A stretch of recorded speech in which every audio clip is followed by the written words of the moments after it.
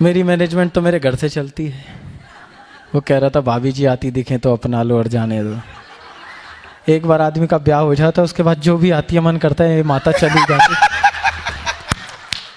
सच बता रहा हूँ सर, ऐसे ऐसे सवाल करती है दुनिया में, कोई माइका लाल उनके जवाब नहीं दे सकता।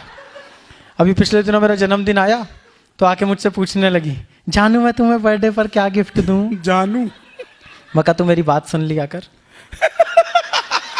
बहुत अच्छे। घर में हंस बोल कर रह लिया कर। कभी ये बड़े बड़े लोग घर आ जाएं तो इनकी इज्जत कर लिया कर, इतना बहुत है।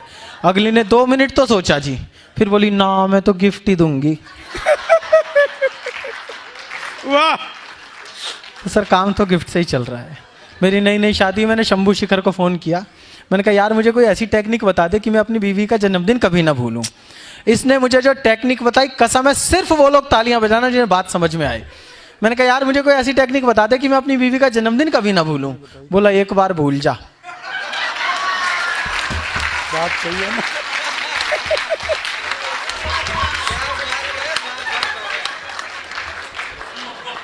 तो फिर अगले साल से तो तू रिमाइंडर लगा के याद रखेगा।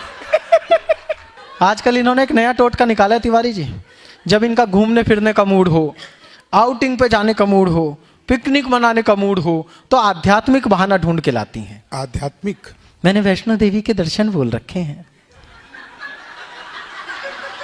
पट्टा मना नहीं कर सकता साहब। एक दिन कटरा लेके जाएगा, 4 दिन खुद काटड़ा बन के पटनी टॉप घुमाता फिरेगा। मैं इस देश के सभी देवी देवताओं का हाथ जोड़कर धन्यवाद करता हूं साहब। एक भी देवता विदेश में नहीं बसा। हाँ वरना कभी भी कह सकती थी मैंने लंदन वाले भैरू जी की जोत बोल रखी है। आदमी भैरू जी की जोत जलवाने के चक्कर में खुद बजरंगी हो लेता।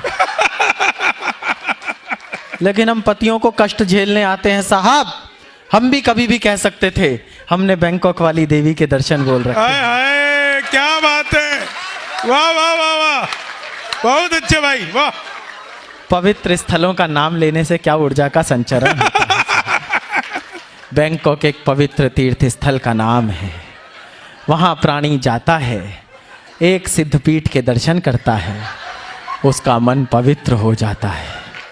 आस्था और श्रद्धा से भरकर वो दूसरे पावन धाम में प्रवेश करता है, उसका मन और पवित्र हो जाता है। 4-5 आश्रमों का विचरण करने के बाद वो इतना निश्चल हो जाता है, पूरे थाईलैंड में उसी अवस्था में घूमता है जिस अवस्था में धरती पर आया हुआ है। वाह वाह वाह वाह वाह, क्या बात है भाई वाह, जिंदाबाद। ये सारे कभी कह रहे थे तालियां बजाओ तालियां बजाओ। मेरे काव्य पाठ के दौरान आप तालियां बजाओ या मत बजाओ, मेरा कुछ नहीं बिगाड़ सकते। सच बता रहा हूं तिवारी जी, मेरी नई नई शादी हुई, 4 दिन बाद मैं घर से बाहर निकला तो एक बिल्ली मेरा रास्ता काट गई। मैं रुक गया, वो बिल्ली वापस लौट कर आई। बोली तेरी शादी हो गई, अब इससे बुरा तेरे साथ क्या होगा।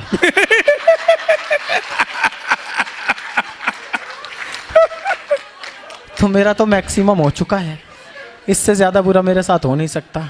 और मनमोहन जी आपको एक बात बता दूं, कितने भी बड़े अधिकारी बन जाना, प्रधानमंत्री हो जाए चाहे आदमी, एक ताने से मुक्ति नहीं पा सकता। दिन में 20 बार कहेगी तुमने मेरी जिंदगी नरक बना दी। कोई ढंग का मिला होता तो मैं कितनी खुश रहती। जैसे हम नहीं मिलते तो इन्हें कोई धनपति कुबेर मिल रहा था।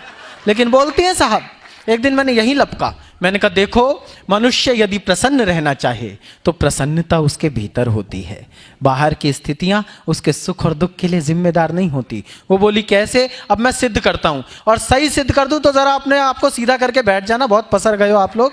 मैंने कहा इन महिलाओं को आप स्वर्ग में भी छोड़ दो, इससे बढ़िया जगह तो नहीं बनाई जी ब्रह्मा जी ने। वहां पे इनकी कोई सहेली मिल जाए, पहला संवाद क्या होगा? अप्सरा को देखा, देखियो ड्रेसिंग सेंस ही नहीं है, कैसे कैसे कपड़े पहनते हैं।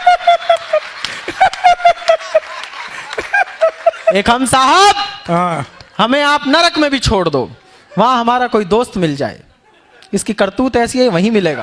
तो तुम भी तो वही हो। हमें आप नरक में भी छोड़ दो, वहां हमारा कोई दोस्त मिल जाए, एक ही बात पूछेगा, यमराज की बेटी देखी।